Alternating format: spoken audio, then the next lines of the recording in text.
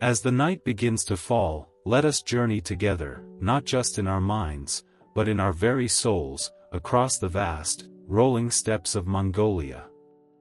Imagine a land of endless horizons, a great, green and brown ocean of grass that stretches to meet the edges of a sky so vast and so clear it feels like the roof of the world. This is a land of profound silence, a quiet broken only by the sighing of the wind as it sweeps unimpeded across the grasslands. It is a land of extremes, a place of breathtaking beauty and unforgiving harshness. In the summer, the sun beats down, and droughts can turn the endless sea of grass to a dry, brittle brown. And in the winter, a terrible, deep cold descends, a cold that can plunge to 40 degrees below zero, a cold so profound that it seems to freeze the very air you breathe.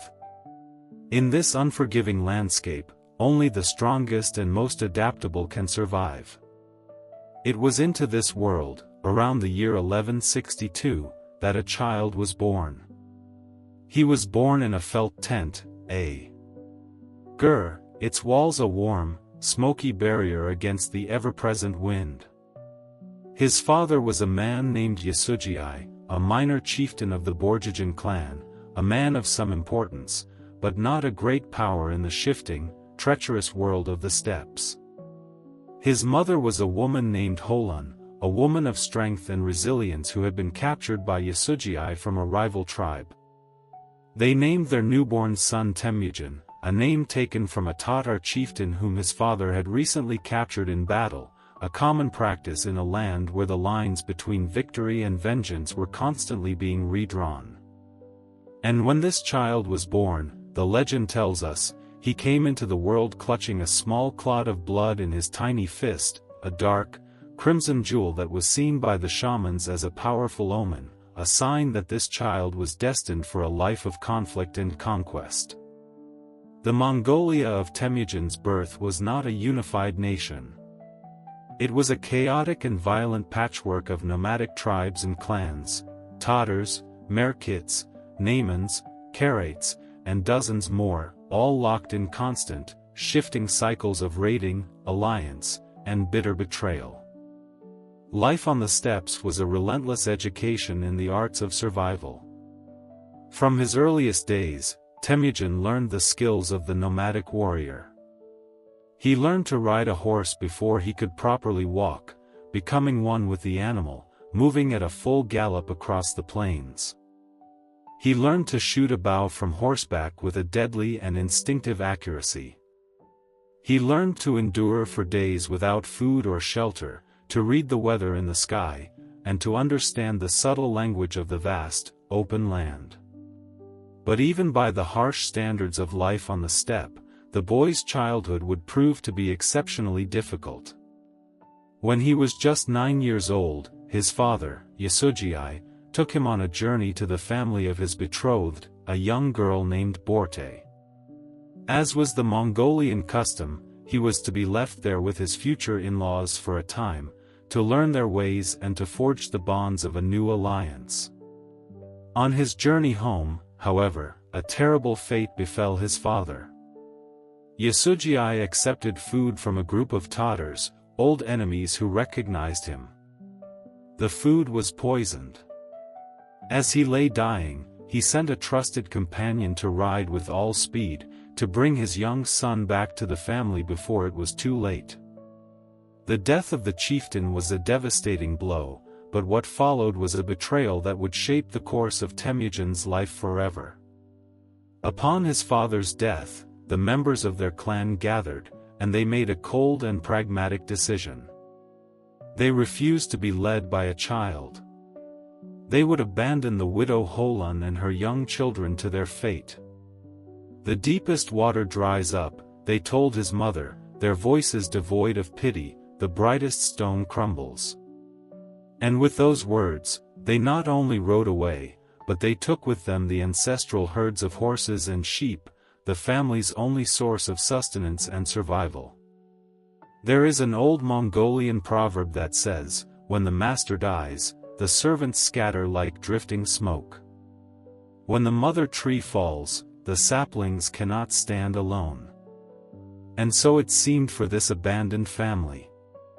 Left without protection, without resources, without a single horse to their name, the widow and her children were forced to survive as outcasts on the very margins of tribal society.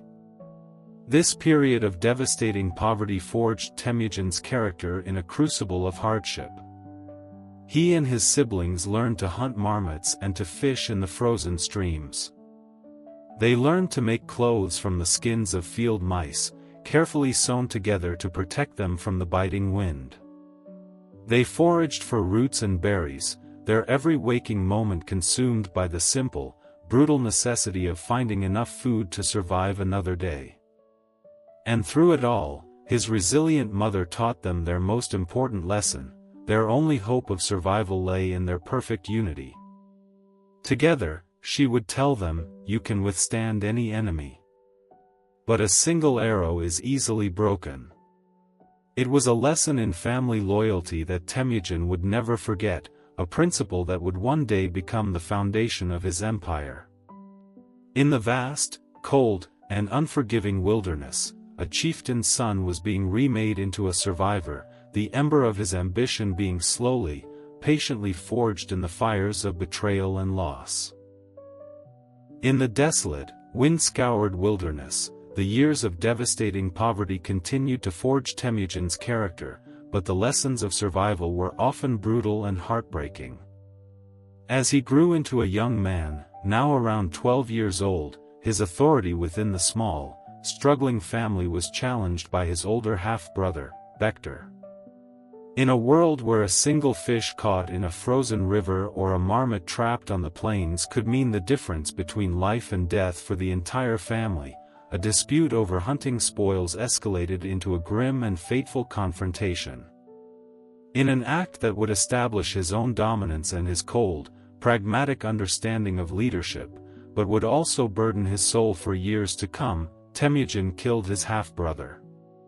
It was a brutal act, born of a desperate and unforgiving environment, a grim assertion of the absolute unity he believed was necessary for the family's survival. It was his first taste of the heavy and lonely consequences of command, and a sign that the boy was being replaced by a man who would not shy away from even the most terrible decisions. Shortly after this dark incident, the past returned to haunt them. The Temüjin clan, the very same people who had once followed his father and then so callously abandoned them to starve, now returned. Perhaps fearing that the sons of the man they had betrayed were growing into a future threat, they raided the family's small, isolated camp. They captured the young Temüjin, determined to ensure that he would never rise to avenge his father's honor. He was made a slave. And to humiliate him and prevent his escape, they fitted him with a kang, a heavy wooden collar that locked his head and his hands in a fixed, painful position. For days, perhaps weeks, he was paraded from yurt to yurt, from one encampment to another, displayed as an object of curiosity and derision, a living trophy for the clan that had captured him. This was the nadir of his existence, the lowest point for the boy who was born clutching a prophecy in his fist. He was now less than human, an animal in a yoke, dependent on his captors for every morsel of food and every drop of water. But even in this state of total subjugation, the spirit of the future universal ruler was not broken. It was merely waiting, observing, calculating.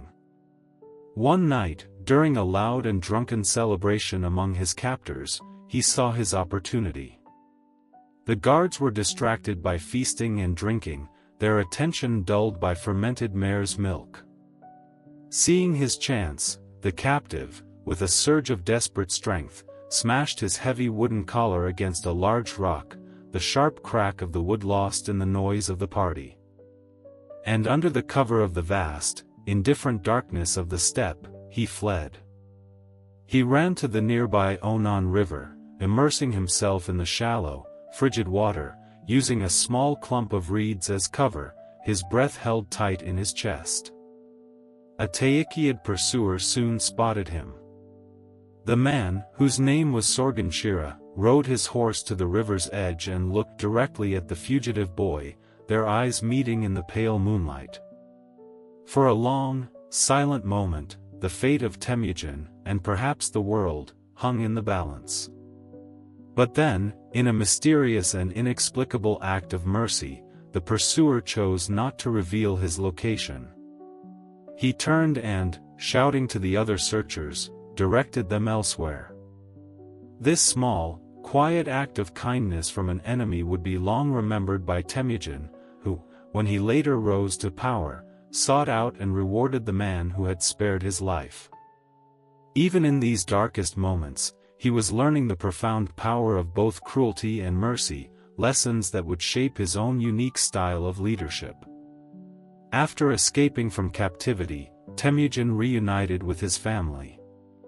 He was a fugitive and an outcast, but he was free, and he knew that his survival now depended on forging new bonds, on building alliances in a world where he had none. His first act as a free man was to seek out the family of Borte, the young girl to whom he had been betrothed by his father all those years ago. Their marriage, when it was finally concluded, created his first formal alliance, a crucial connection to her powerful tribe, the Anggerat. It was the first small stone laid in the foundation of his future empire. And as a wedding gift, a dowry from her family, he received a single, magnificent black sable coat, a treasure of immense value on the steppes. It was, at that moment, his only piece of real wealth in the world, and he would soon put it to brilliant strategic use.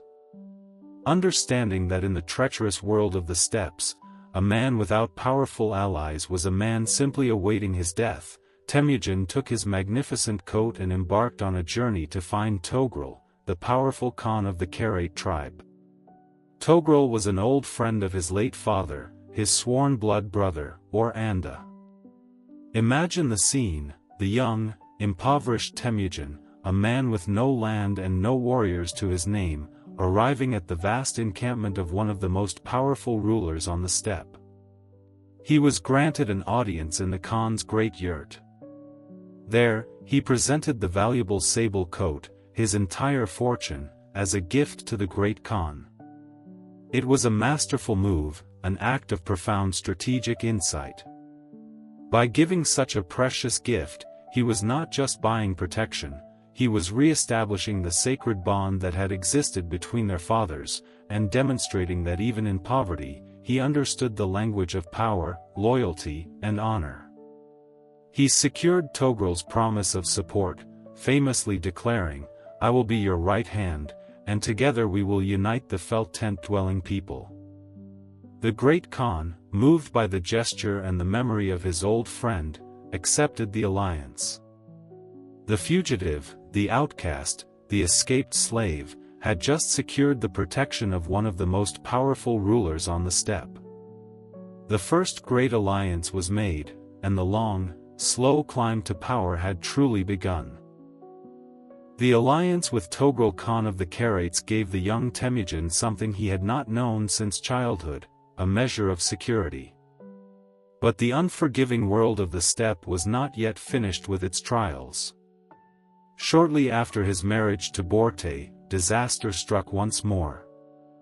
A raiding party from the Merkit tribe, old enemies of his father who held a grudge from a generation before, thundered down upon his small, vulnerable camp. In the chaos, they captured his new wife, Borte, and carried her away. It was a terrible echo of the past, a mirror of the kidnapping of his own mother, Holon, by his father years before. Consumed by a mixture of rage and desperation, Temüjin knew he could not rescue her alone. He turned to his powerful allies. He went first to the great Togrul Khan, who, true to his promise, agreed to help. But he also turned to another, a man connected to him not by politics, but by a bond even more sacred on the steppe, the bond of brotherhood. He sought out Jamukha, his childhood friend, the boy with whom he had exchanged gifts and sworn the sacred oath of Anda, becoming blood brothers for life. Jamukha, now a powerful and respected leader in his own right, readily agreed to join the campaign. The combined force of these three leaders, Temüjin, Togrul, and Jamukha, was formidable.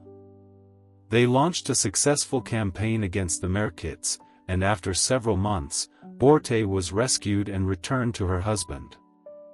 This first military campaign was a great triumph for Temüjin, a moment that saw the three allies fighting side by side in perfect unity. It seemed, for a time, that the friendship between the two blood brothers, Temüjin and Jamukha, was an unbreakable bond that would form the very foundation of a new power on the steppe. But upon Borte's joyous return, a complication arose. She was pregnant, and the child, a boy they would name Joki, would always carry the stigma of uncertain paternity. In the deeply hierarchical and bloodline-obsessed society of the steppes, this could have been a source of great dishonor. Yet, Temüjin, in a demonstration of the pragmatism and revolutionary thinking that would come to define his leadership, claimed the boy as his own, raising him as his firstborn son. It was a clear, early sign that for him, loyalty and personal connection would always matter more than the rigid traditions of birth and background. Following the successful campaign against the Merkits, Temüjin's reputation began to grow. Warriors from across the steppes, hearing of his courage and his generosity, began to flock to his banner. And they discovered something remarkable in his camp. Here, a man was not judged by the prestige of his clan or the name of his father. Temüjin broke with all tradition and promoted men based on their skill, their courage, and their loyalty to him alone. He offered advancement to anyone who proved their worth, even to former enemies who chose to join him. This radical meritocracy was a powerful magnet for the talented and the ambitious, particularly for those from less prestigious clans who saw an opportunity in his rising power that the old aristocratic system would never afford them. This new and revolutionary approach, however, began to strain his relationship with his blood brother, Jamukha. The two men, though bound by an oath of friendship, represented two competing and irreconcilable models of leadership. Jamukha followed the traditional aristocratic approach, his power rooted in noble birthright and the ancient hierarchies of the tribes. Temüjin, on the other hand, was creating a new system, a personal confederation based on individual loyalty and proven merit. For a time, their two camps traveled together, a great sea of jars and warriors. But a subtle division began to form. The aristocrats and the nobility naturally gravitated towards Jamukha, while the common warriors, the outcasts, and the ambitious found their home with Temüjin. The final parting of the ways occurred around the year 1182. The two great camps separated, and their followers chose sides, beginning a long, slow, and sorrowful struggle for supremacy. This conflict would last for nearly 2 decades, a great and tragic chess match played out across the vastness of the steppe, punctuated by battles, betrayals, and constantly shifting alliances. In 1186, Jamukha's supporters proclaimed him Genghis Khan, or universal ruler, an act that clarified the stakes. Only one man could ultimately rule the Mongol tribes. Throughout this long period of conflict, Temüjin displayed the strategic patience and genius that would later reshape continents. After suffering a significant defeat at the Battle of the 13 Sides, he did not make a desperate, final stand. Instead, he retreated to regroup, to bide his time. He systematically forged new alliances, often with his opponent's own enemies, including the powerful Karaits under his old ally, Togrul Khan. And when these relationships themselves became strained, as his alliance with Togrul eventually did, Temüjin proved ruthless in eliminating former supporters who had become obstacles in his path to ultimate power. The final confrontation between the two blood brothers came after years of struggle. Jamukha, his alliances broken, his forces scattered, was finally captured and brought before the man who was now his conqueror. Temüjin, it is said, offered his old friend reconciliation, a chance to join him once more as his right-hand man. But Jamukha, proud and traditional to the end, refused. He knew that just as there could not be two suns in the sky, there could not be two Khans on the steppe. He asked instead for a noble death, a death without the shedding of blood, as was befitting a prince. Honoring this last request, Temüjin had his former blood brother executed by having his back broken, a death fitting for a man of noble birth. He buried his remains with honor, a final, somber act of respect for the man who had been both his greatest friend and his most dangerous rival. With the death of Jamukha, the last great challenge to his authority was gone. The path was now clear for the final unification of all the peoples of the felt-walled tents. By the year 1206, after decades of relentless warfare, of shifting alliances, of profound betrayals and hard-won victories, Temüjin had achieved what no one before him had ever accomplished. He had brought an end to the endless cycle of intertribal violence and had forged, through the sheer force of his will, the unification of all the Mongol and Turkic tribes of the Great Steppe. A new kind of quiet settled over the vast grasslands, not the silence of emptiness, but the quiet of a shared purpose. In that momentous year, a great assembly, a Kurultai, was called. Imagine the scene, near the slopes of the sacred mountain, Burkhan Khaldun, a vast city of white felt jars springs up on the plains. The banners of 100 different clans and tribes, who for centuries had been bitter enemies, now fly together in the wind, a testament to the new unity that has been forged. The leaders of all the felt tent-dwelling peoples, the chieftains and the warriors, gathered for this great assembly. And in a solemn and ancient ceremony, they took Temüjin, the man who had been an outcast and a slave, and they raised him up on a great white felt carpet, proclaiming him the ruler of all they surveyed. A powerful shaman, his voice echoing across the assembled multitude, gave him his new name and title, a name that would echo through history forever: Genghis Khan, the Genghis Khan, the oceanic ruler, the supreme leader of a new, unified Mongol nation. The man who had once been abandoned to starve on the steppes now stood as the unchallenged ruler of the largest confederation of nomadic peoples in history. But Genghis Khan, now 44 years old, had no intention of being merely a traditional tribal chieftain.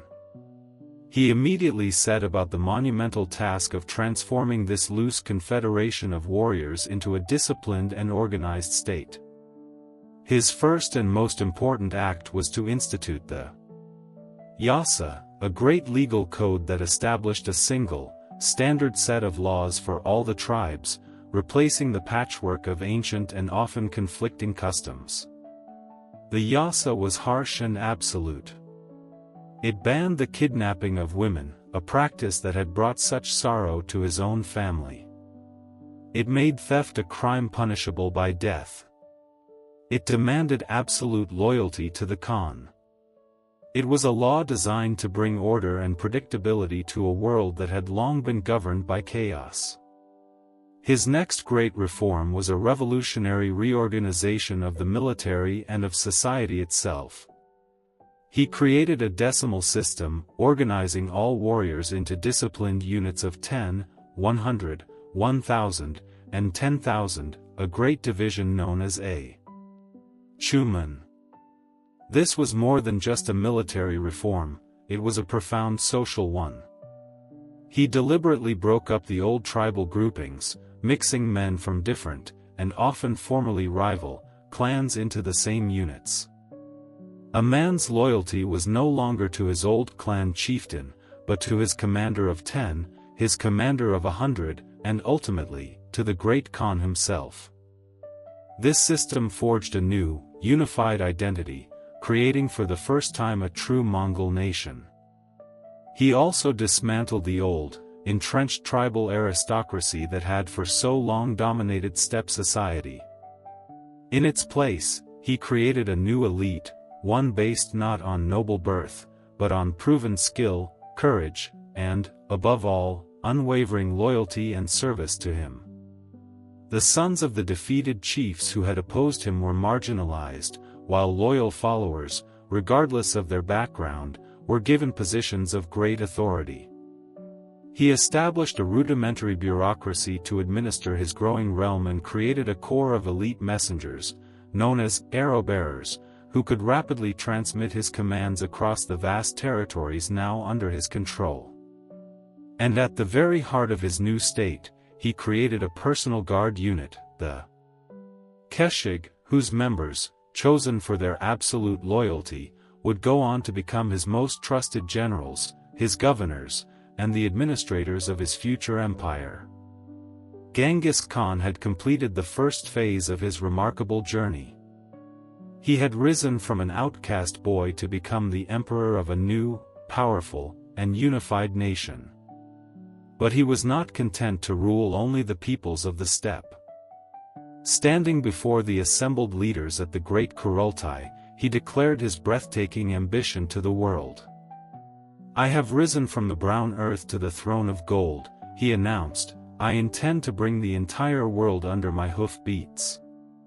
The assembled warriors, their skills honed by decades of intertribal warfare, now looked beyond the familiar horizons of the steppe, toward the wealthy, ancient, and settled civilizations that surrounded them. To the south lay the fractured but immensely rich Middle Kingdom of China. To the west lay the great Muslim empires of the Silk Road. And further still, the distant and unknown kingdoms of Europe. The great war machine had been built, it had been tested and perfected in the fires of unification, and it was now ready.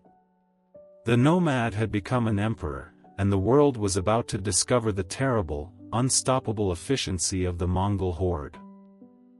The army that Genghis Khan unleashed upon the world was not merely a collection of skilled warriors, it was a revolutionary military system, designed for conquest on an unprecedented scale. Every aspect of this force, from the individual soldier's equipment to the grandest strategic maneuvers, had been crafted through a combination of ancient steppe traditions, now refined to perfection, and brilliant innovations that would transform the very nature of warfare forever. At the very heart of this unstoppable horde was the Mongol horse archer, perhaps the most formidable individual warrior of the pre-modern era. These were men born to the saddle. It was said that a Mongol child learned to ride before they could properly walk. Their entire existence was intertwined with their horses. They were small, sturdy, and incredibly resilient animals, capable of surviving on sparse grazing and enduring extreme temperatures. A warrior did not have one horse, but a string of 3, 4, or even 5 mounts. On a long march, he would ride one until it tired, then leap onto a fresh horse without ever touching the ground, allowing the army to cover immense distances at speeds that seemed supernatural to their enemies. While a settled, infantry-based army might march 10 to 12 miles in a day, the Mongol horde could cover 60 to 100 miles when necessary, appearing seemingly out of nowhere, striking before their opponents had even received word that they were on the move. From this incredibly mobile platform, the Mongol warrior wielded his primary weapon, the composite bow.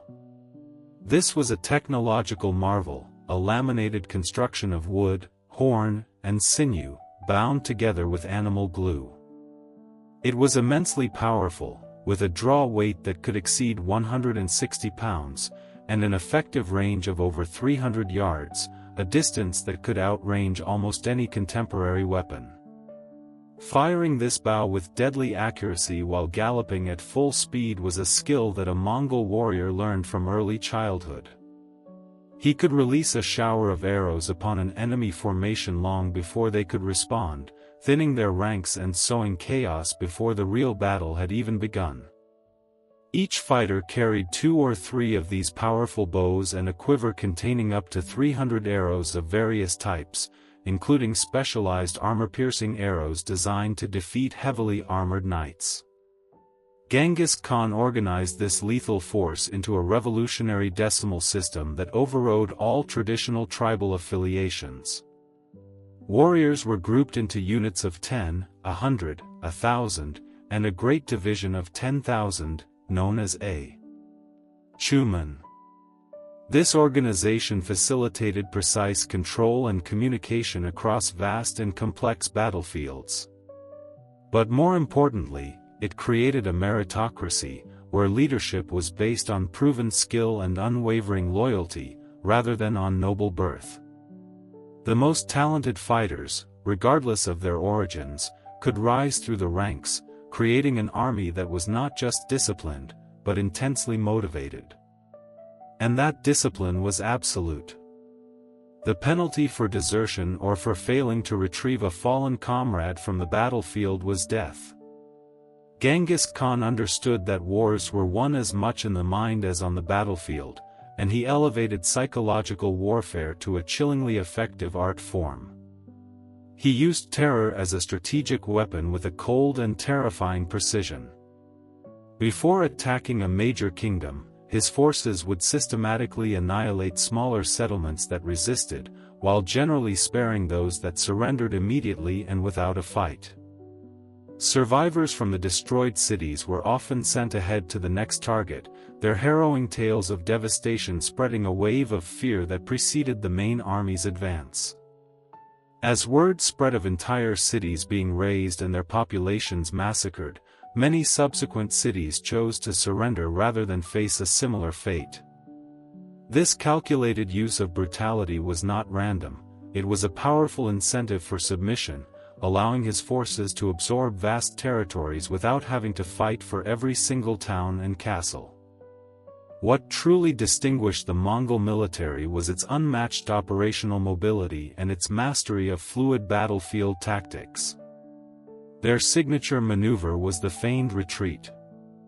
They would engage an enemy, fight for a time, and then appear to break and flee in a disorganized panic. An overconfident enemy, sensing victory, would often give chase, their own disciplined formations breaking apart in their eagerness to pursue.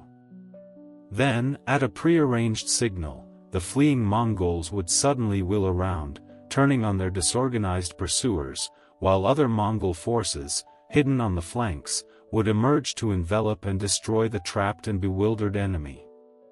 This combination of the peerless horse archer, iron discipline, unmatched mobility, and a sophisticated understanding of psychological warfare created the most devastating military force the world had ever seen. It was a perfect weapon, forged in the harsh crucible of the steppe and honed by the genius of its creator. It was an unstoppable horde, and it was now ready to be unleashed upon the ancient, wealthy, and unsuspecting civilizations that lay beyond the horizon. With the Mongol tribes now united under his single, unwavering command, Genghis Khan stood as the master of the steppes. But his ambition, like the sky above him, was boundless. His gaze turned southward, toward the great, settled civilizations that had for centuries looked down upon the nomadic peoples as uncultured barbarians. These ancient kingdoms, with their walled cities, their immense wealth, and their vast armies, had no conception of the storm that was gathering on their northern frontier. They were about to learn that the nature of warfare itself had been transformed. The first settled civilization to face the full might of this new, unified army was the Western Xia, a sophisticated and prosperous Buddhist kingdom that controlled the valuable trade routes connecting China to Central Asia. In 1205, even before he was officially proclaimed Genghis Khan, Temüjin began a series of raids into their territory, testing their defenses, learning their ways, and probing for weakness. Then, in 1207, the full invasion began. The campaign that followed would reveal the terrifying pattern that would characterize many future Mongol conquests. Initial resistance was met with overwhelming and unrelenting force. The warriors of the steppe, long masters of the open field, now faced a new challenge: the great walled cities of the sedentary world. But unlike so many nomadic conquerors before them, they proved to be remarkably and terrifyingly adaptable. They quickly absorbed the advanced siege expertise of the peoples they conquered. They recruited Chinese engineers into their ranks, men who knew the arts of building the great machines of war. They learned to construct and operate massive catapults that could hurl enormous stones against city walls, and great trebuchets that could fling devastating projectiles over the highest ramparts. They even developed innovative and audacious tactics, such as diverting entire rivers to flood a city's defenses and undermine its foundations. By the year 1210, after years of this relentless pressure, the ruler of the Western Xia finally submitted, accepting the status of a vassal to the Great Khan and agreeing to provide troops for his future campaigns. The first great kingdom beyond the steppe had bowed to the will of the Mongol conqueror. With this first conquest secured, Genghis Khan immediately turned his attention to a far greater prize: the mighty Jin dynasty, which ruled over all of northern China. This was a true empire, with a massive population and resources that dwarfed anything the Mongols had ever faced, including a standing army of over 1 million soldiers. The campaign began in 1211 with a masterful, three-pronged invasion that caught the Jin defenses completely unprepared. Despite their vastly superior numbers, the Jin army, composed largely of infantry, proved unable to counter the incredible mobility and tactical brilliance of the Mongol horsemen. The decisive confrontation came at the Battle of Yuhuling. Here, a massive Jin army of over 500,000 men faced a Mongol force of approximately 100,000 warriors. The battle that followed was a masterpiece of Mongol tactics, a deadly dance of deception and encirclement. The Mongol horse archers would harass the enormous Jin formations, showering them with arrows from a safe distance before seeming to flee in a feigned retreat. As the less mobile Jin army pursued what they believed to be a beaten enemy, their disciplined formations would stretch out and fall into disorder. Then, at the precise moment of maximum vulnerability, the Mongols would wheel around, their light cavalry now joined by hidden reserves of heavy lancers, and smash into the flanks of the disorganized enemy, trapping them in a devastating encirclement. The great Jin army was not just defeated, it was annihilated, with some estimates claiming that tens of thousands of their soldiers were killed, while the Mongols suffered minimal losses. Following this devastating victory, the Khan's troops systematically reduced the fortified cities of northern China, one by one. The great Jin capital of Zhongdu, the site of modern-day Beijing, fell in the year 1215 after a long and brutal siege. When the starving residents finally surrendered, the conquerors, in a calculated act of terror, executed all officials and military officers before thoroughly looting the city. The final conquest of the Jin dynasty would be completed by Genghis Khan's successors, but its power had been fatally broken by these devastating campaigns. The unstoppable horde had proven that no wall was high enough, and no army large enough, to stand in its way. The world was beginning to tremble. With the conquest of the Western Xia and the crippling of the great Jin dynasty, a new and unprecedented power had been established on the world stage. Genghis Khan, the master of the steppe, now controlled a vast domain that stretched from the heart of Manchuria to the borders of the Caspian Sea. His new capital at Karakoram, though still a city of felt jars and nomadic splendor rather than towering stone, was becoming a center of immense power, a place where the destinies of nations were being decided. The unification of the steppe tribes had brought a new kind of peace to the grasslands, a peace enforced by the absolute authority of the great Khan and his unyielding law, the Yasa. The endless cycle of intertribal warfare had ceased, and for the first time, a traveler could journey from one end of his domain to the other with a golden plate on his head and fear no harm. But the Khan's ambition was not merely military, it was also economic. His gaze now turned westward, towards the lands of the setting sun. He saw the legendary Silk Road, that ancient network of arteries through which the wealth of the world flowed. He saw caravans laden with shimmering silks, fragrant spices, precious jewels, and new, wondrous technologies, all passing through the domain of another great power, the Khwarezmian Empire. This vast Muslim empire, ruled by the powerful and ambitious Shah Ala ad-Din Muhammad II, was at the zenith of its power.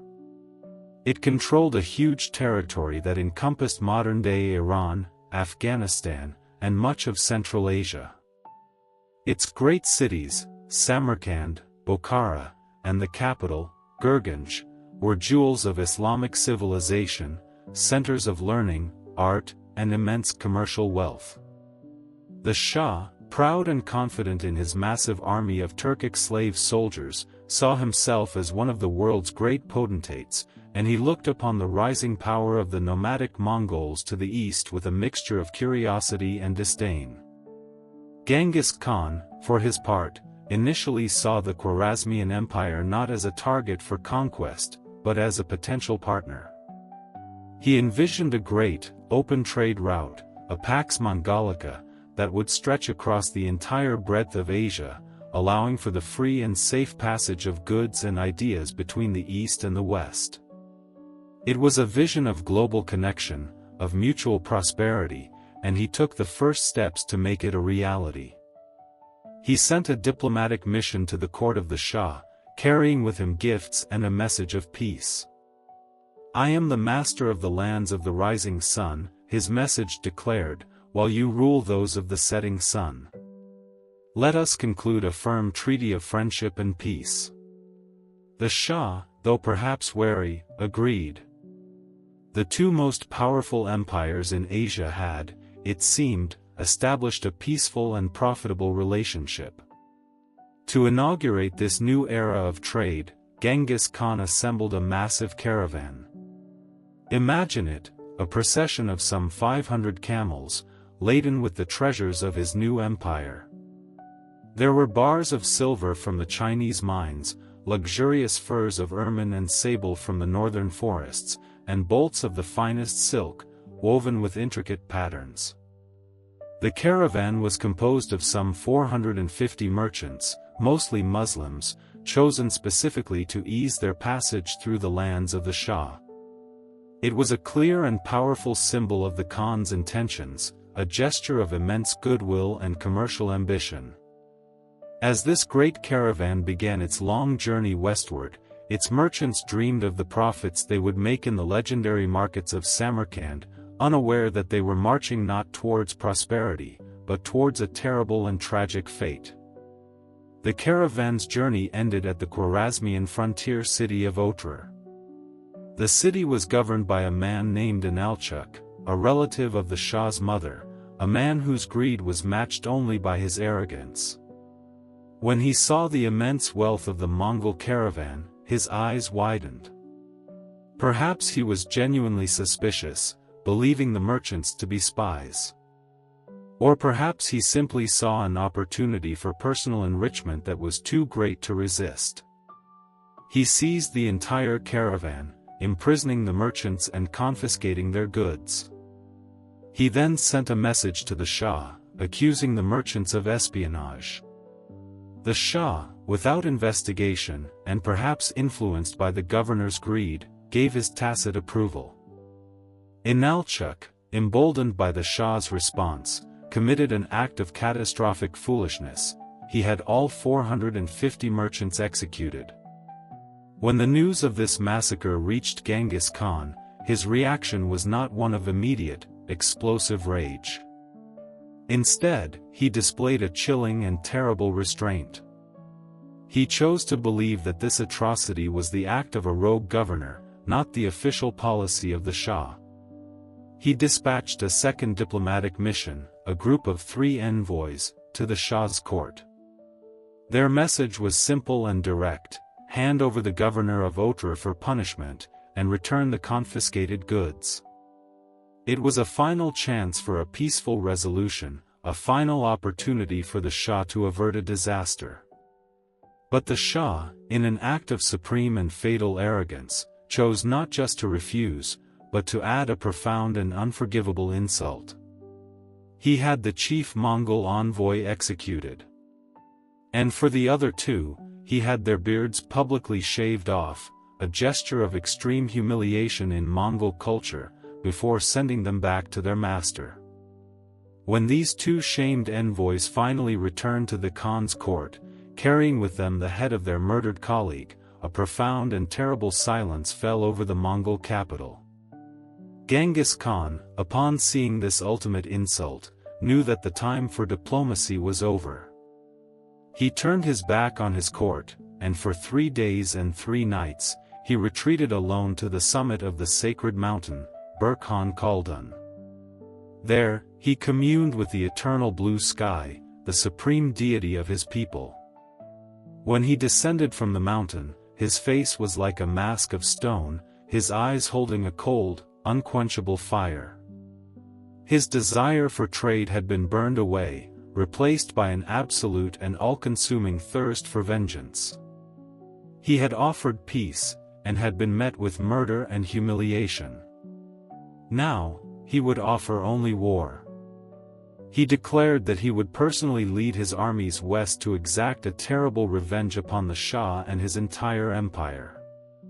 The great war machine, which had been resting after its eastern campaigns, was now awakened. The arrow-bearers were sent out across the vastness of the empire, their urgent message summoning the Chumans, the great divisions of 10,000 warriors. A storm of unimaginable fury was gathering in the east, a storm born from a caravan of death, and it was about to be unleashed upon the unsuspecting cities of the west. Throughout the year 1219, a great and terrible silence fell over the eastern borders of the Khwarezmian Empire. But it was not the silence of peace. It was the quiet of meticulous, cold, and patient preparation. Genghis Khan had assembled what might have been the largest nomadic army ever created, a force of possibly 200,000 warriors drawn from every corner of his growing empire. He took personal command of this great instrument of vengeance, and by his side rode his 4 sons, Joki, Chagatai, Ogedai, and Talyui, who would learn the arts of war and conquest at their father's side. Across the border, the ruler of the Khwarezmian Empire, Shah Muhammad II, could field a much larger army, perhaps 400,000 strong.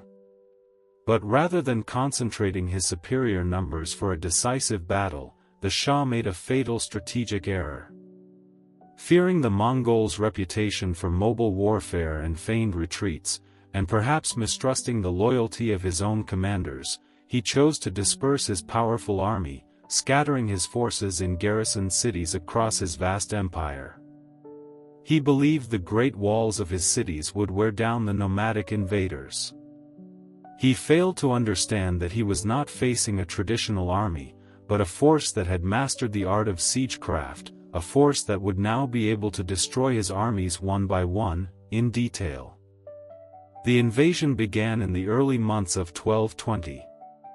The Mongol forces, dividing into multiple columns, swept across the border and overwhelmed the Shah's defenses with bewildering speed. Their first major target was the frontier city of Otrar, the very place where the initial offense had occurred, where the merchants of the caravan had been so cruelly executed. The city fell after a 5-month siege. True to his reputation for precise and terrible vengeance, Genghis Khan reserved a special punishment for Inalchuk, the governor responsible for the massacre. The man was executed, it is said, by having molten silver poured into his eyes and ears, a grim and symbolic death that mirrored the greed which had set this entire catastrophe in motion. The message was sent, a chilling whisper that traveled ahead of the horde: the Mongols did not forget. But the fall of Otrar was merely the beginning. The great and ancient cities of Transoxiana, Bokhara and Samarkand, now lay in the invaders' path. These were not mere fortresses, they were jewels of the Islamic world, centers of learning, culture, and immense wealth. Bokhara, one of the most important cultural centers of its age, was the first great city to face the Mongol onslaught. Its outer defenses fell with shocking speed in March of 1220. The main garrison of soldiers, seeing the hopelessness of their situation, attempted a desperate breakout, hoping to escape into the desert. But they were hunted down and slaughtered by the swift Mongol light cavalry. When the remaining leaders of the city surrendered, Genghis Khan rode his horse into the courtyard of its main mosque.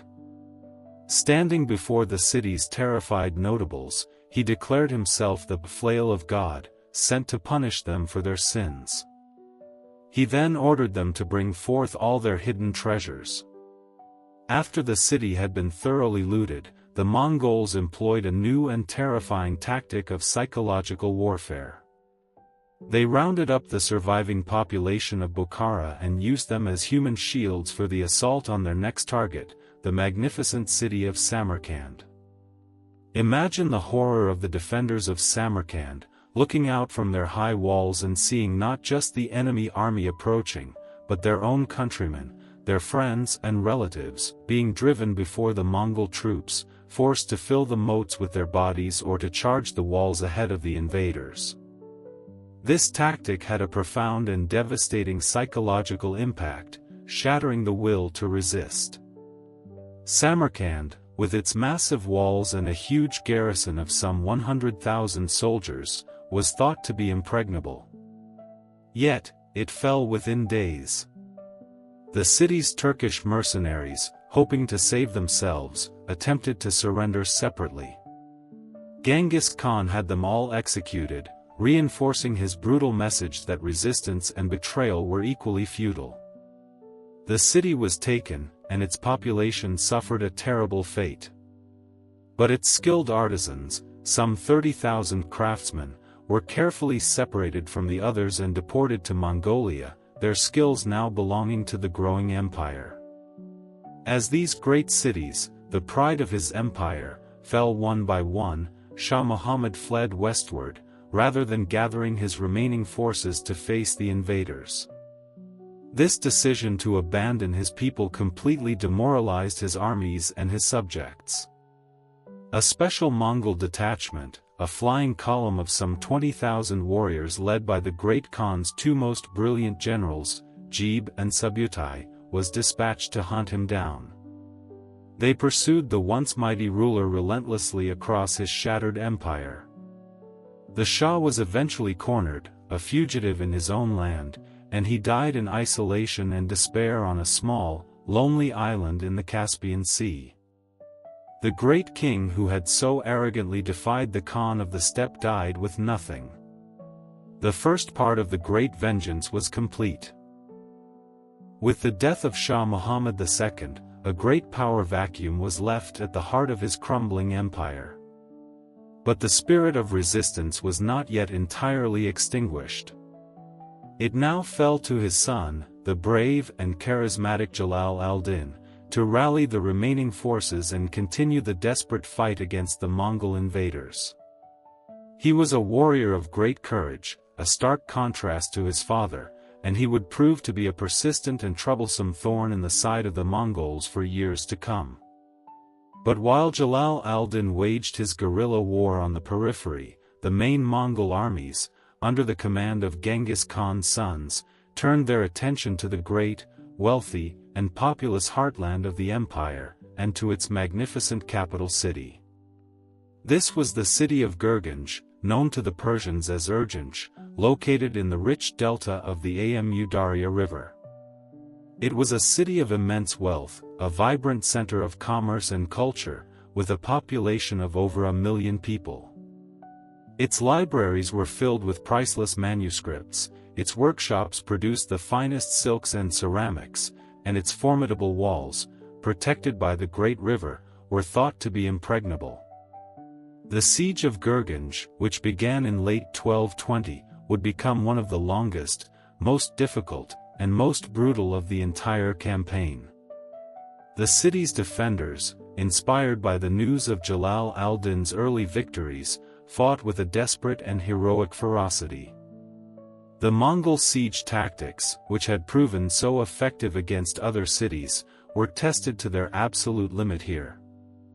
They built great siege engines, but the defenders would sally forth from the city gates in daring raids, burning the catapults and killing the engineers.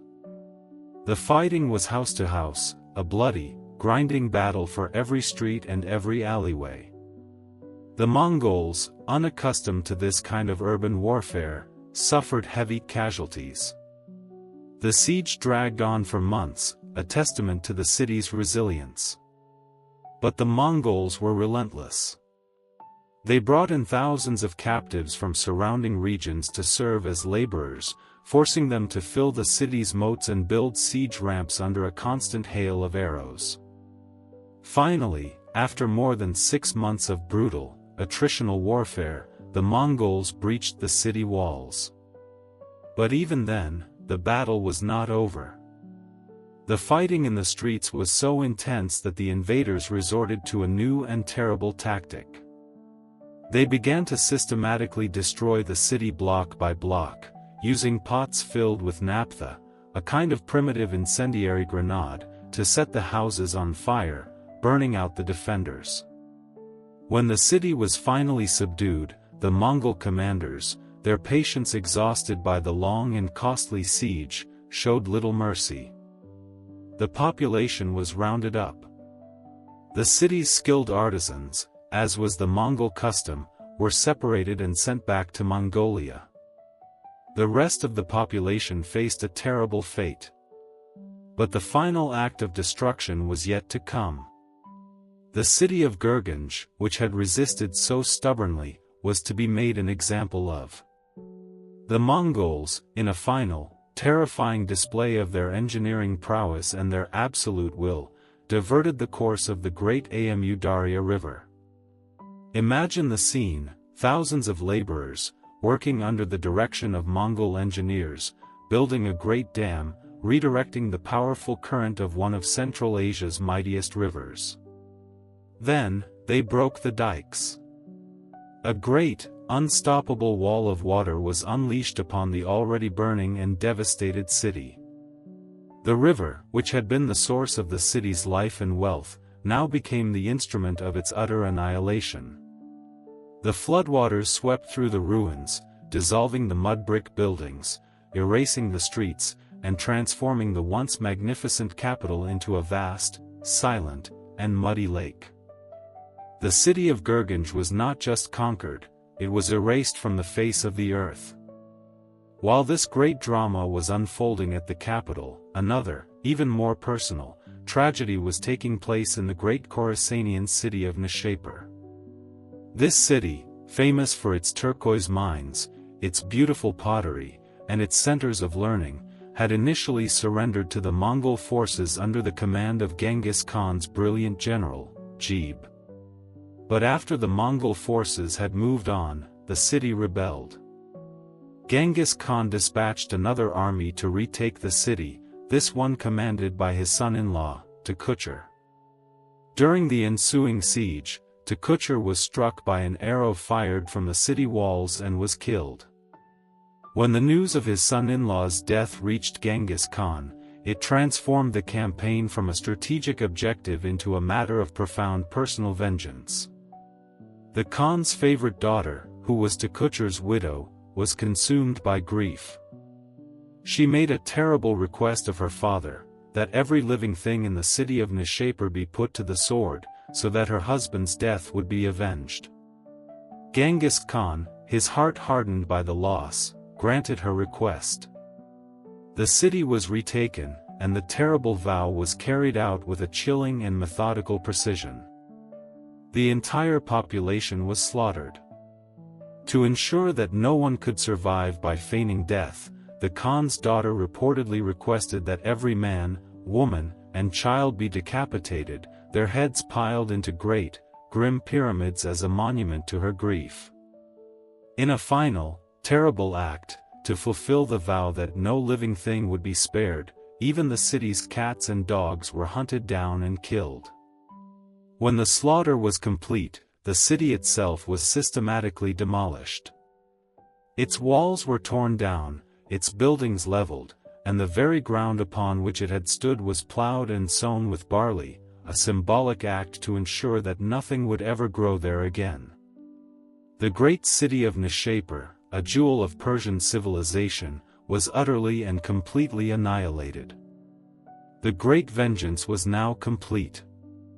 The Khwarezmian Empire, which had so arrogantly murdered the Khan's envoys, had been utterly and completely destroyed, its cities turned to dust, its people scattered, its very memory almost erased from the earth.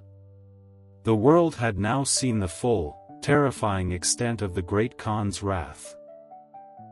As the great Mongol army, under the personal command of Genghis Khan, began its slow and ponderous return eastward from the smoking ruins of Persia, a smaller force of approximately 20,000 warriors was given a new and extraordinary mission. They were commanded by the two most brilliant and trusted of the Khan's generals, Jebe, whose name meant, the arrow, a man known for his lightning speed and audacious tactics, and the older, more experienced Subutai, a master strategist, a patient hunter who was perhaps the greatest military mind of his age. Their mission was not to conquer, but to conduct a great reconnaissance in force.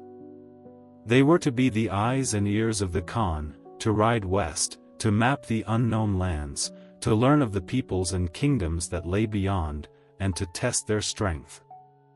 It was a mission that would become one of the most remarkable and wide-ranging military expeditions in all of history. This small army first swept westward, through the recently conquered but still hostile territories of northern Persia, before turning north towards the formidable barrier of the Caucasus Mountains. This great range had for centuries been a natural wall, protecting the lands of Europe from the powers of Asia. But for the Mongol horsemen, it was just another obstacle to be overcome. They fought their way through the treacherous mountain passes, defeating the powerful Christian kingdom of Georgia in a series of swift and brilliant battles, before emerging onto the vast, open plains that stretched northward, the great steppes of the Kuman-Kipchak Confederation. Here, on the familiar terrain of the open grasslands, they were in their element. They moved with incredible speed, and in a great, decisive battle, they shattered the power of the Kuman tribes. The defeated Kuman chieftain fled to the courts of his kinsmen, the princes of the Kievan Rus, a loose federation of East Slavic principalities that were the precursors to modern-day Russia and Ukraine. He pleaded with them for help against this new, terrifying enemy that had appeared as if from nowhere. The princes of the Rus, confident in their own strength and underestimating this new foe, agreed to form a great combined army to confront the invaders.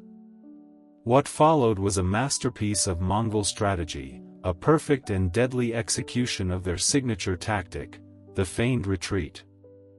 As the combined army of the Rus, some 80,000 strong, advanced to meet them, the small Mongol force under Subutai engaged them briefly, and then appeared to break and flee in a panicked, disorganized rout. For 9 long days, the Mongols retreated eastward across the steppe, drawing the overconfident and increasingly disordered Rus army ever deeper into the vast, empty plains. Then, on the banks of the Kalka River, the trap was sprung. The fleeing Mongols suddenly halted, turned, and assumed a perfect battle formation. The surprised Rus army, strung out and exhausted from the long pursuit, had no time to form a proper line of battle. They were caught in a perfect position for the Mongol horse archers. The result was not a battle, but a total annihilation. The great army of the Rus was completely destroyed, a devastating defeat that would be remembered in the chronicles of their people for centuries to come. After this stunning victory, the two generals continued their great raid, sweeping through the Crimean Peninsula before finally turning eastward once more, on a long, circular journey back to rejoin the main Mongol army. Their great reconnaissance mission had lasted for 3 years and had covered some 5,500 miles. It was an extraordinary demonstration of the incredible operational range, endurance, and tactical brilliance of the Mongol army. They returned to the Great Khan not with treasure or tribute, but with something far more valuable: knowledge. They brought back detailed intelligence about the kingdoms of the Caucasus, the geography of the Russian steppes, and the military weaknesses of the European armies they had faced. The groundwork for the next great wave of Mongol conquest had been laid. The edge of the European world had been scouted, and the path for a future invasion had been mapped. While Genghis Khan himself never led his armies into Europe, the groundwork for the invasion of the West was laid during his lifetime. The great reconnaissance mission of his generals, Gebe and Subutai, had returned with valuable intelligence about the lands beyond the western horizon. 14 years after the death of the Great Khan, in the year 1236, his son and chosen successor, Ogedei Khan, gave the order to begin the Great Western Campaign. The campaign was entrusted to Bada Khan, a grandson of Genghis, and to the brilliant, aging, and peerless military strategist, Subutai. The force they assembled was not the largest the Mongols had ever fielded, but it was perhaps the most experienced and disciplined. It numbered around 130,000 warriors, veterans from campaigns across Asia, many of whom had been personally trained by Genghis Khan himself in the intricate and deadly arts of steppe warfare.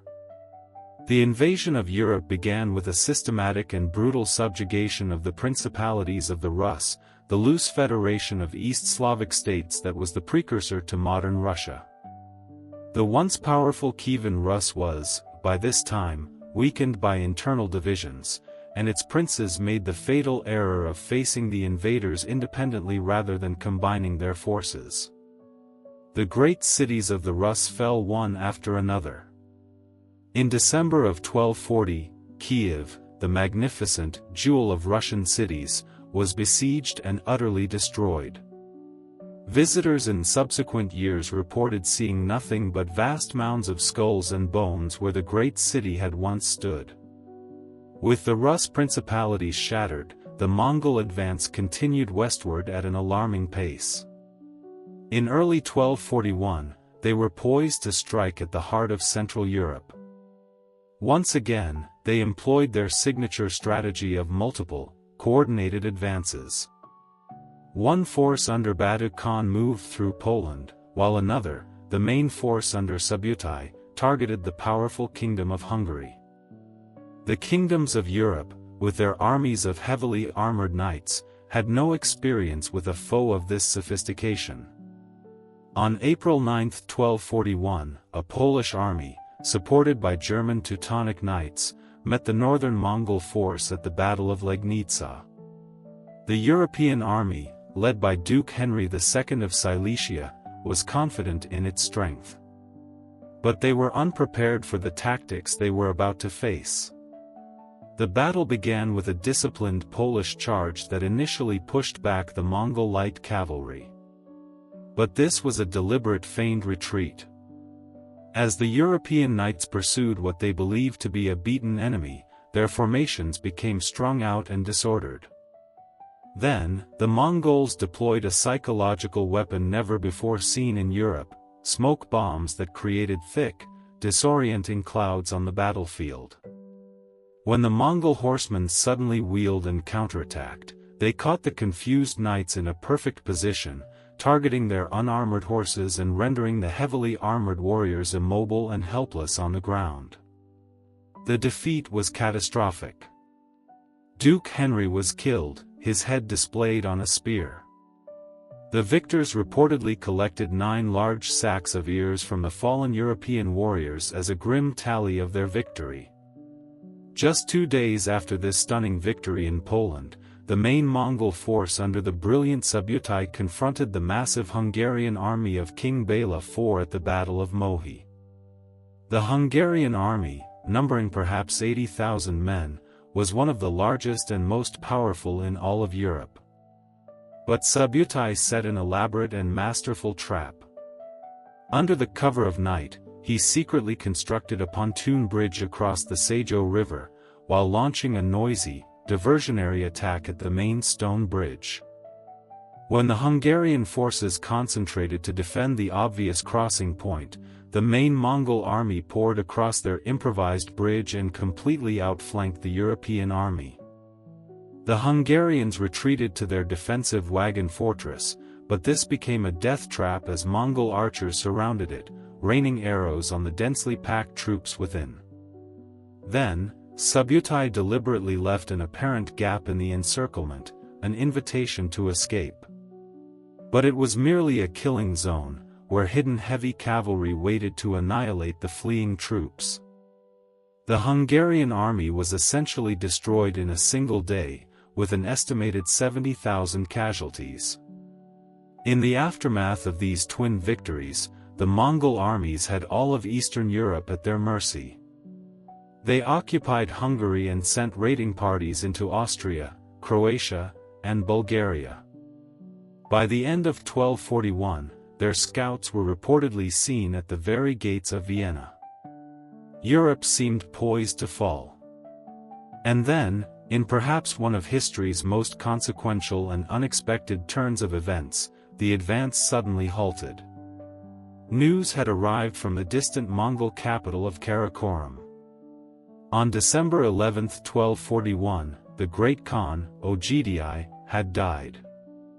Mongol law and tradition necessitated the return of all princes of the bloodline to the homeland for the great Kurultai that would select his successor. In the spring of 1242, Batu Khan ordered his forces to withdraw from Central Europe, retreating back to the Russian steppes. This sudden withdrawal gave Europe a reprieve that may have altered the course of world history. The Mongol tide, which had seemed so unstoppable, had receded as quickly as it had arrived, leaving behind a continent in shock and a lingering shadow of fear. The Russian principalities, however, would remain under the domination of the Mongol Golden Horde for more than 2 centuries to come. As the middle of the 13th century approached, the vast empire established by Genghis Khan, now ruled by his capable successors like his son Ogdi and his grandson Mongol Khan, entered its golden age. The violent storm of conquest that had reshaped much of the known world gradually gave way to an era of relative tranquility and unprecedented cultural exchange. This was the Pax Mongolica, the Mongol Peace, a period of stability that would create the largest zone of free trade and interconnection the pre-modern world had ever known. Imagine the Great Silk Road, that ancient network of arteries through which commerce had flowed intermittently for centuries. Under the unified authority of the Mongol Khans, it was revitalized, operating with an efficiency and security that was previously unimaginable. The ruthless elimination of banditry and local warfare within the imperial territories meant that merchants could now travel with a degree of safety that was astonishing for the age. A popular saying of the time captured this new reality. It was said that a maiden bearing a nugget of gold on her head could wander safely from one end of the realm to the other. While undoubtedly an exaggeration, this description conveys the remarkable security that had been established across the vast stretches of Eurasia. To facilitate this movement, the Mongol authorities established an innovative and highly efficient infrastructure.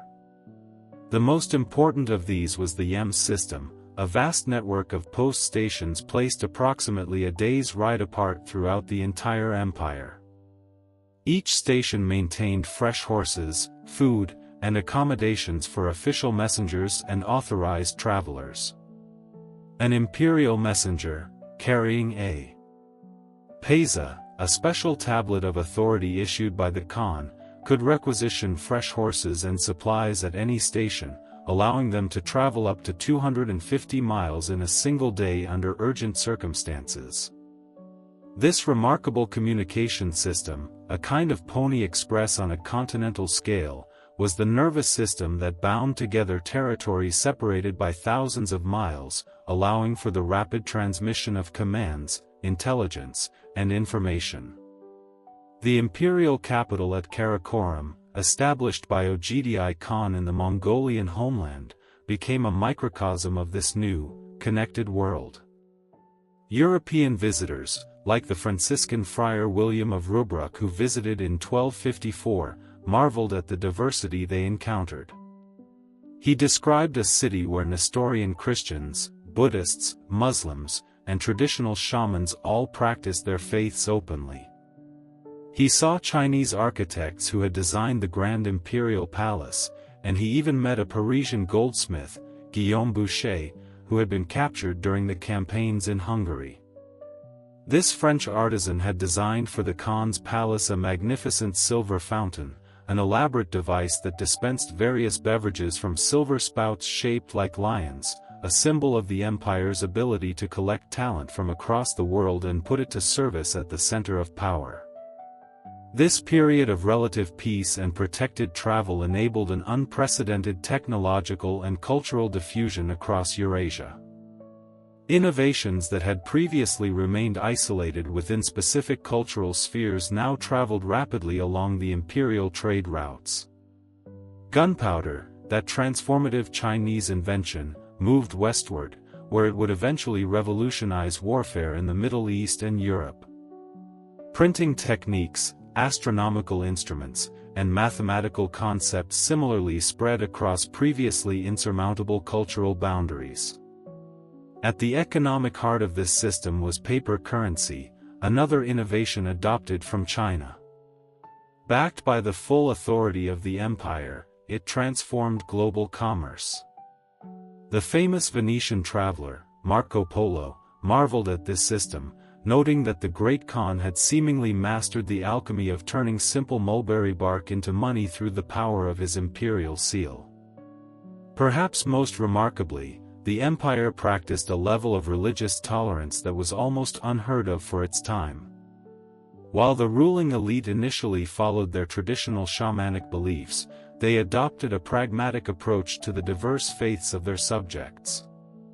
Genghis Khan himself had declared a policy of respecting all religions and favoring none in particular, and this was continued by his successors.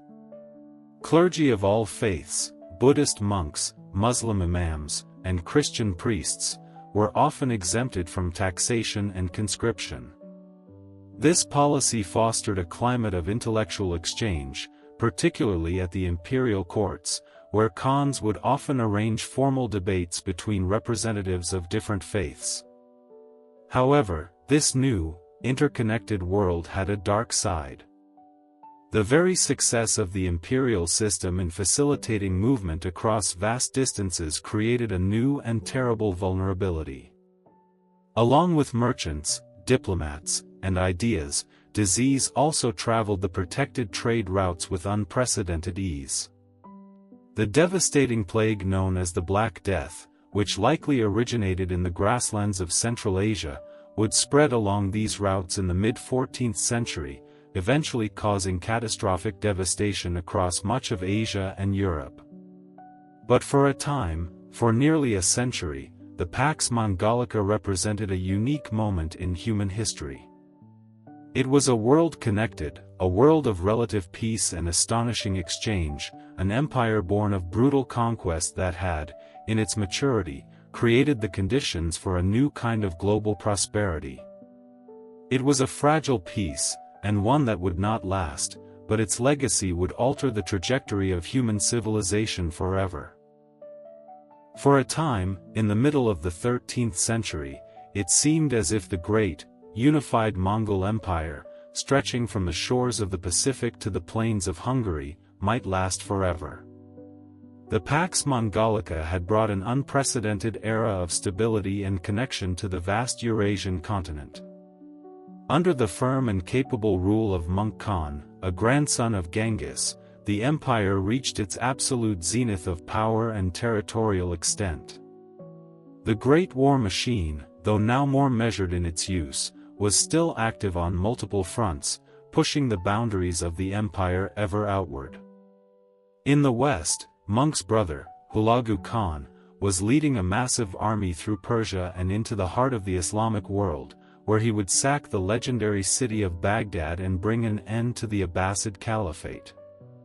In the east, his other brother, Kublai, was commanding another great army in a difficult, grinding campaign to complete the conquest of the southern Song dynasty in China.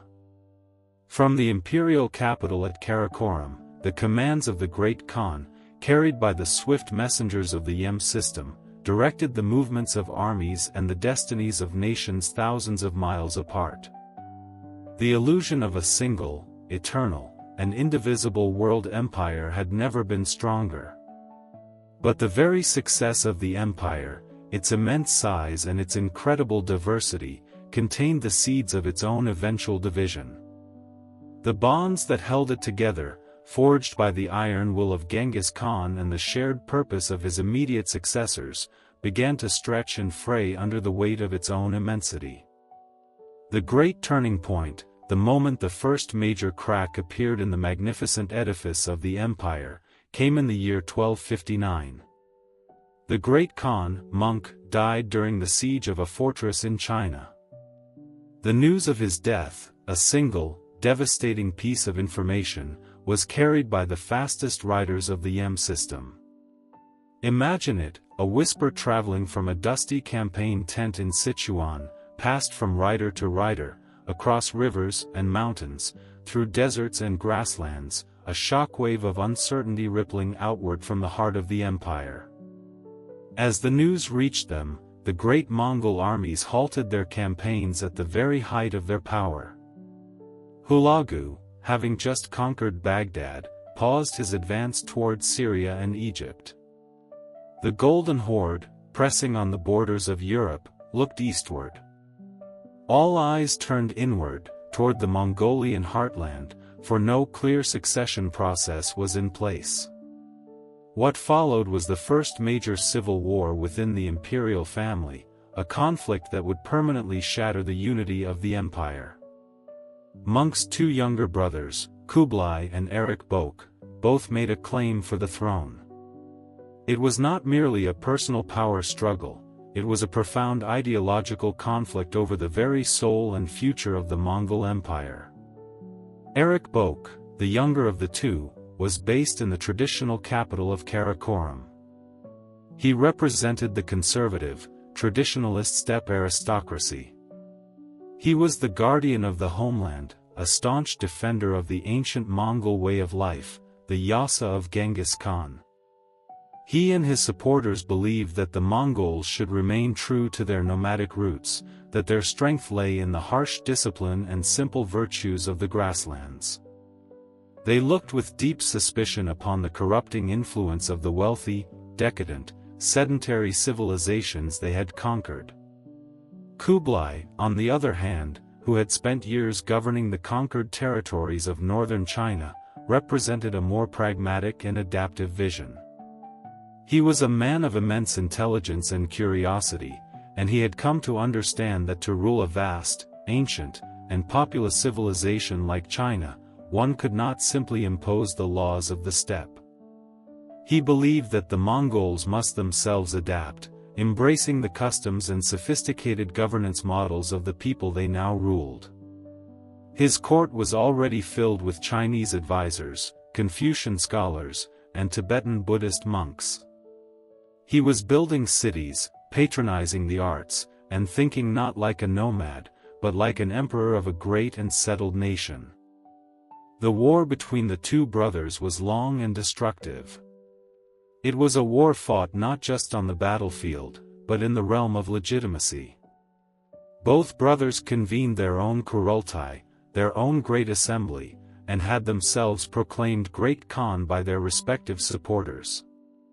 The Toluid Civil War, as it came to be known, raged for 4 years, tearing at the very fabric of the empire. And although Kublai, with his access to the immense resources and manpower of China, eventually prevailed in 1264, the conflict had fundamentally and permanently damaged the sacred unity of the empire. The other branches of the family, the descendants of Genghis Khan's other sons, had watched this internal struggle and had used the opportunity to consolidate their own power in their respective domains. Upon securing his position as the new Great Khan, Kublai made a momentous decision that symbolized this growing divide. He moved the capital of the empire from Karakorum in the remote Mongolian homeland to a new, grand city he built near modern-day Beijing, which he called Khanbalik, the city of the Khan. He established a new dynasty, the Yuan dynasty, and in doing so, he reoriented the center of the empire away from the steppe and towards the ancient, wealthy, and sophisticated civilization of China. This move alienated the traditional Mongol nobility, who saw it as the ultimate betrayal, an abandonment of their ancestral ways. They viewed Kublai as having become too cynicized, too influenced by the sedentary culture he had conquered. From this point forward, the empire effectively fragmented into four great, semi-independent khanates, each evolving along its own increasingly divergent path. In the east, there was the Yuan dynasty in China, ruled by Kublai Khan and his descendants. It represented the most dramatic adaptation to sedentary civilization. In the heart of Central Asia lay the Chagatai Khanate, which became a bastion of Mongol traditionalism, often in conflict with its more settled neighbors. In the west, the Ilkhanate, founded by Hulagu Khan in Persia, gradually integrated into the rich Persian cultural sphere, its rulers eventually converting to Islam and becoming great patrons of Islamic art and science. And in the vast steppes of Russia and Eastern Europe, the Golden Horde, under the descendants of Genghis Khan's eldest son, Joki, maintained its nomadic character and its own independent policies for centuries to come. Each of these four great realms, though still bound by the shared legacy of Genghis Khan and intricate family ties, now began to pursue its own interests, its own policies, and its own destiny. The dream of a single, unified empire, ruled from a single center, was over. The great jade throne had been cracked, and the world that had been so violently forged into a single entity now began its long, slow process of drifting apart. All great empires, like all living things, eventually face their decline. A great river, after its powerful, rushing flood, will slow, its currents growing wider and more sluggish, depositing the silt it once carried, until it eventually meanders into the great, calm sea of history. And so it was with the vast realm established by Genghis Khan. Now fragmented into four great successor states, the Yuan dynasty in China, the Ilkhanate in Persia, the Chagatai Khanate in Central Asia, and the Golden Horde on the Russian steppe, the Mongol Empire entered its long and somber autumn. The story of its fall was not one of dramatic battles and glorious last stands. It was a quieter, more insidious unraveling, a slow fading brought on by forces far beyond the control of any single ruler. The first of these great, impersonal forces was a change in the climate itself. In the late 13th and early 14th centuries, the world began to cool. The sun seemed to lose some of its ancient warmth. This was the beginning of a climatic shift that would later be called the Little Ice Age. Across the vast Eurasian steppe, the very heartland of the Mongol Empire, the summers grew shorter, cooler, and wetter, while the winters became longer, harsher, and more unforgiving. The endless sea of grass, that great, green ocean that was the foundation of the entire nomadic pastoral economy, began to shrink and wither. The delicate balance of the ecosystem was disrupted. This gradual ecological change had a devastating impact on the Mongol way of life. It reduced the amount of pasturage available for the massive herds of horses, sheep, and other livestock that were the lifeblood of the Mongol people. Imagine the hardy Mongol horses, the very legs of the war machine, now struggling to find enough forage beneath unusually deep snows.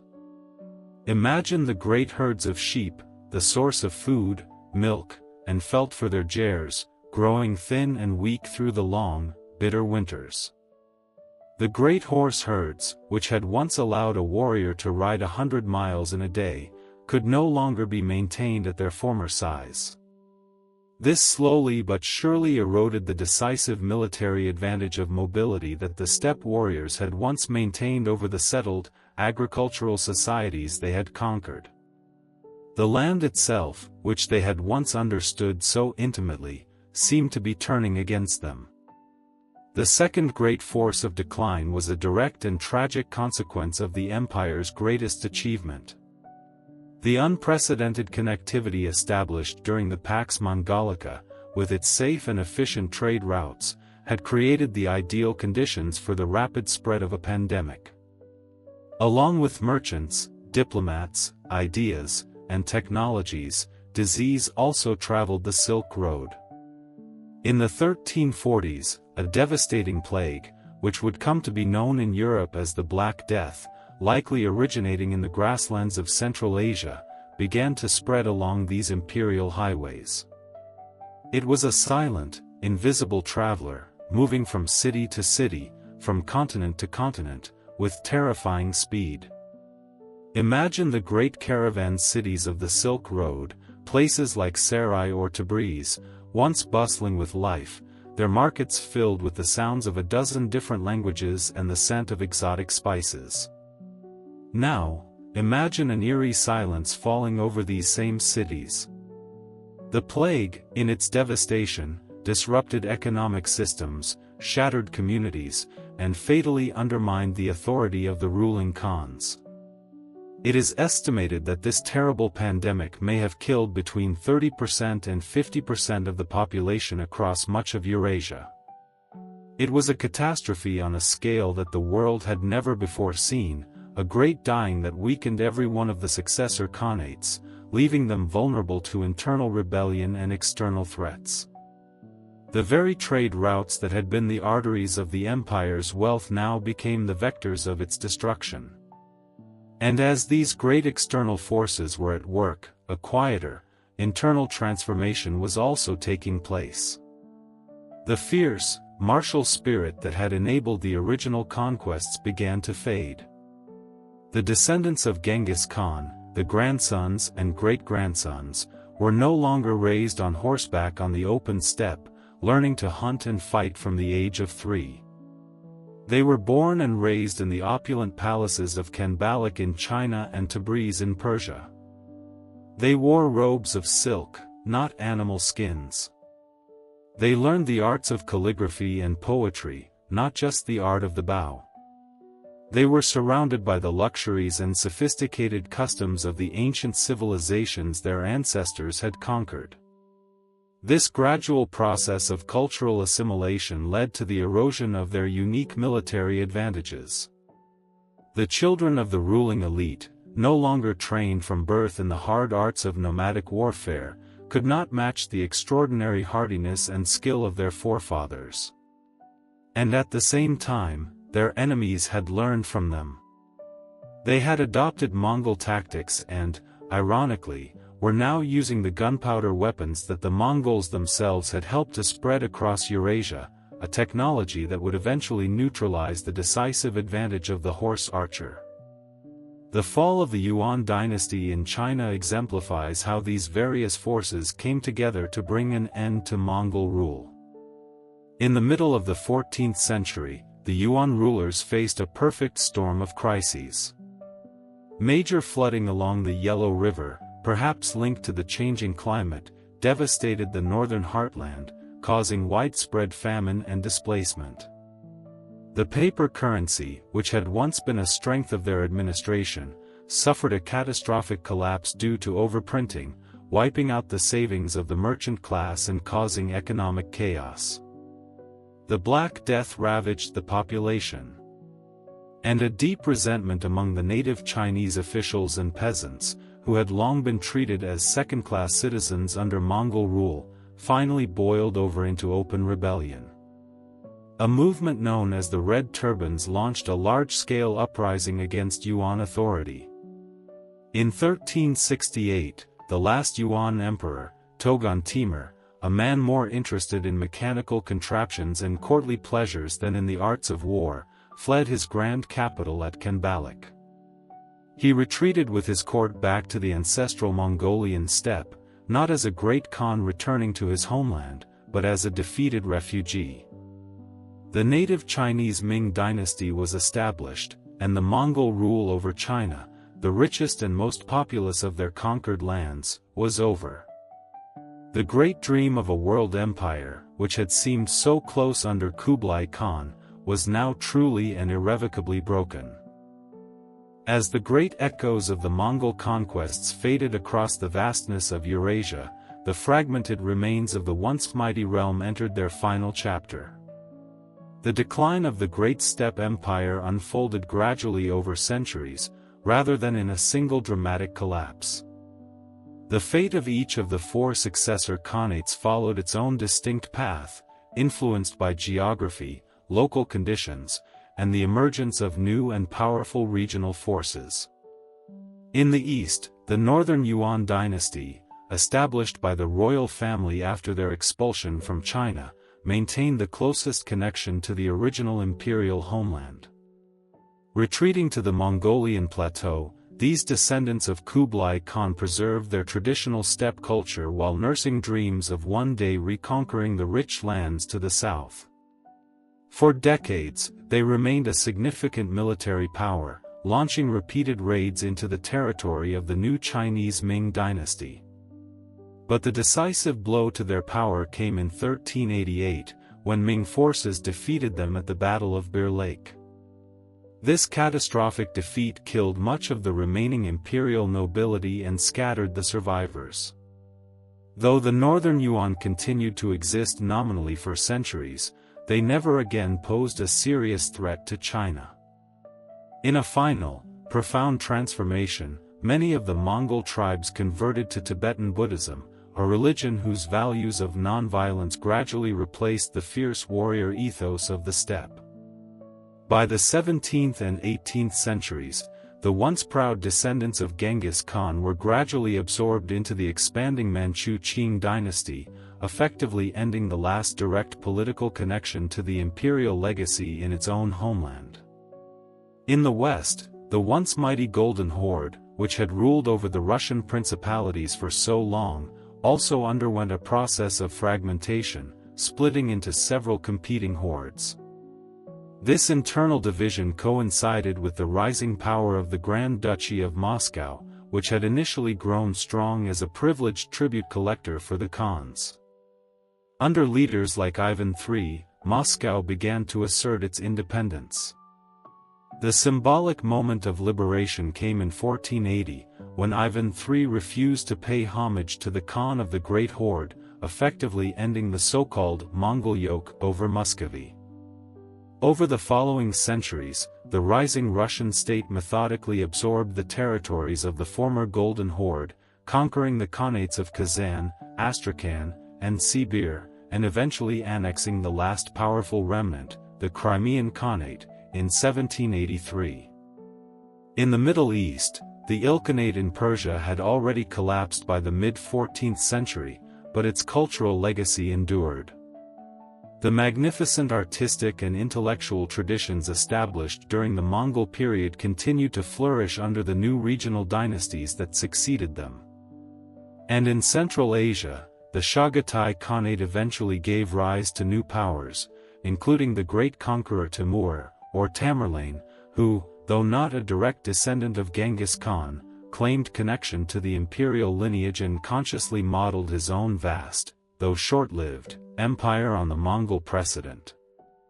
Later, one of his descendants, Babur, would move south into India, establishing the Great Mughal Empire in the early 16th century, a state whose very name, Mughal, derives from the word Mongol, a final, distant linguistic echo of the Great Steppe Empire. Perhaps the most profound legacy of the Mongol Empire lies not in the dynasties it created, but in the world that it, both intentionally and unintentionally, brought into being. The Pax Mongolica, that great period of peace and trade, had connected the world as never before. But in a great historical irony, this very connectivity helped to create the conditions that would lead to the ultimate triumph of the sedentary civilizations the Mongols had once so easily dominated. The gunpowder weapons that had been invented in China traveled westward along the Mongol trade routes, and were adopted and perfected by European armies. Eventually, these new firearms would neutralize the decisive advantage of the horse archer. The world had learned from the Mongols, and that knowledge would ultimately render the Mongol way of war obsolete. And yet, even as the political structures established by the conquests disappeared, their impact remained, embedded in the very fabric of our world. Linguistic patterns across Eurasia still reflect the massive population movements triggered by the empire. Genetic studies of modern populations have revealed what researchers call the Genghis Khan effect, a Y-chromosomal lineage present in approximately 8% of men across a vast region of Asia, suggesting that an estimated 16 million men today may be direct descendants of the imperial ruling clan. The borders of many modern nations in Central Asia still roughly follow the divisions between the old Mongol administrative units. And the historical memory of this era continues to shape national identities to this day.